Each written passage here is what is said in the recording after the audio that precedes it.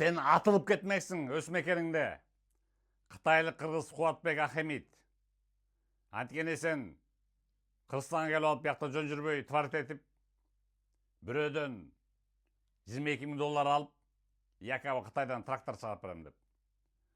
Убадаңа турбай, же трактор жок, же акча жок, 5 айдан бери таска этип жүрөсүң бирөөнү. Ал атын атоонун сурады, уял окшойт. Түшүнөсүң да, билесиң да кимден алганын, 22 000 долларды. Кубатбек Ахемит. Мына мен сүйлөп бүтөр замат көрүп койгула фотографиясын. А сен, Кубатбек, Кытайлардын катуу законунан, мамлекеттин законуна катуу, аяктан эптеп бошонуп чыгып, бияка келип алганан ээн эркиндикти сезип калдым да. Бизде көбүнчө эмени көрүп алып, ушундай жооп бербей бирөөнү алдап алып, анан жооп бербей кетишиңди билип ал да. Андыктан көп келжиребей туруп берип кой акчасын. Уктуңбу? Болбосо.